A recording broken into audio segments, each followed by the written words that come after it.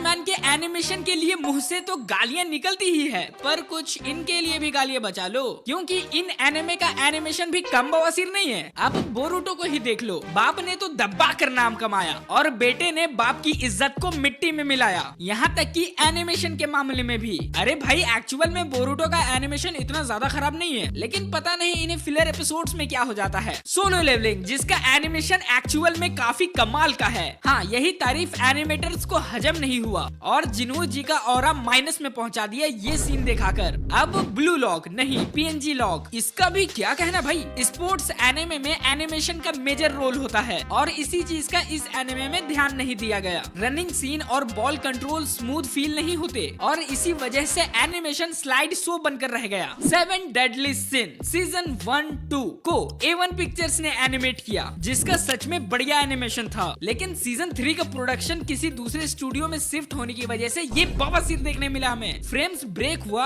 Effects को कम कर दिया गया और आउटपुट हमें कुछ ऐसा देखने को मिला। नेक्स्ट उजुमाकी, इसका मांगा टाइप एनिमेशन सच में एक कमाल का आइडिया था। ये एनिमेशन इसके हॉरर थीम पे बिल्कुल सुटेबल था, लेकिन एपिसोड 2 ने पहले एपिसोड का इम्पैक्ट कम कर दिया इस तरह का एनिमेशन दिखा के। अब जो इन 3 एनिमे का एनिमेशन है उसे तुम वन फ्रेम मैन के बगल में भी स्टैंड कर सकते हो। पहला बजर्क, इसे कहते हैं ऊंट की मुंह में जीरा, मांगा ललन टॉप और एनिमेशन को मारो झाप। दूसरा कामिकात्सु, अरे असली CGI तो इस एनिमे में है। एंड लास्ट 3rd नंबर पर एक्स आर्म, खुद ही देख लो। Oh my God, bro. Oh, hell no, man. What the fuck, man?